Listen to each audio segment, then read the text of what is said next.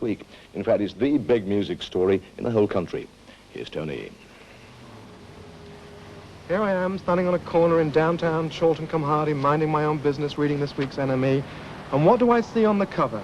This charming man, Morrissey, whose group, the Smiths, from Manchester, have been voted Group of the Year in the NME poll.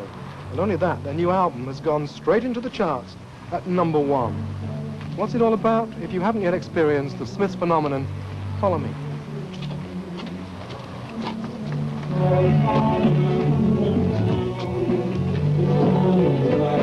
The Smiths, in rehearsal for their tour, which begins next week. And the man at the microphone, well, I used to know him as Stephen, but now they call him Morrissey. To some people, Morrissey is the Smiths, which is really pretty unfair, considering there are 4 people in the band and considering that they can't do much out there without good drumming and bass playing. Do you two ever get annoyed at the attention given to Morrissey? No, not really. I think he deserves the attention he gets.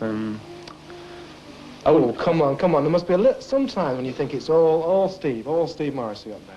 Well, do you never feel well, we know that we're appreciated, so I mean, obviously, if we don't do interviews and we're not on the TV like every hour like Morrissey, then we're not going to be asked anything. So I mean, that's fine. I mean, we're happy where we are in the background. Yeah, our time will come.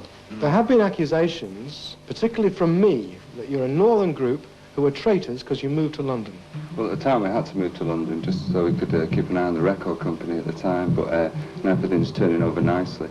And we had a lot of concerts down there. You've moved back, haven't you? Yes, we have, yeah. It's good to know it, and about time too, as well. We're glad as well. If the Morrissey cult has any real threat, then it's from the guitar cult, which is increasingly growing around the young man who writes the Smiths' tunes. His name, Johnny Marr. I'd say my style is influenced by basically American and English folk guitar.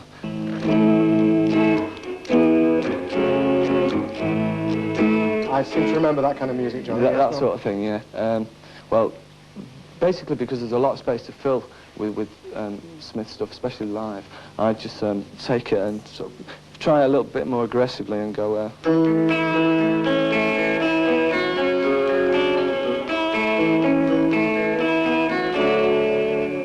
as well as that, there's a bit of the old... There is a Sam Phillips kind of son influence in a lot of what we do. The old rock and roll, such as, yeah, the kind of rockabilly-ish kind of... that kind of thing. Those are the influences which have made the guitar fashionable again, Johnny, but I bet you can't tell me where the melodies come from. The answer is, I don't know, really. That's what Mozart used to say, you know. Good old Mozart. Hip guy.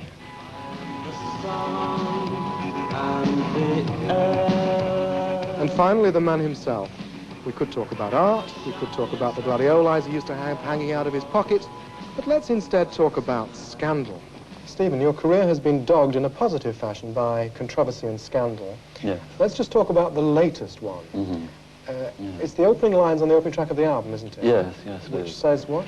The first 2 lines are belligerent ghouls run Manchester schools, which seems to have really upset the Manchester Education Committee.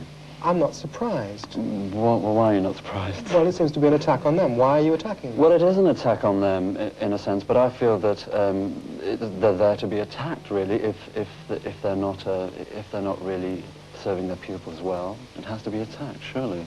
I mean, are you saying this from your own personal experience of the education system? Entirely, which I'm sure is absolutely widespread, and I know from the amount of letters that we've received about this track that it means a great deal to people. And the fact, of course, that the LP is in at 1 means that more people are in favour than against. Maybe it's because they like Johnny Marr's tunes and yes, not it could be. Yes, I'm I'm sure it's several things, but that certainly hasn't hindered us, I must say. I must ask you, what right does the fact that you are a popular and successful pop star give you to comment on political and local Well, I matters? feel that if popular singers don't say these things, who does? We can't have any faith in playwrights anymore. We can't have any faith in film stars. Young people don't care about those things. They're dying arts. And if you say, what right do you have? The implication there, to me, is that, you know, popular music is quite a low art. It should be hidden. It can be there, but let's not say anything terribly important. Let's just, you know, make disco records or whatever. So I really feel that we do have an obligation. And I know that people respect it and they want it, and it's working to great effect. With the ideas you have and the feelings you express, I always wanted to ask you, Stephen, why do you want to be a pop star? Well, many reasons. It doesn't make life worse.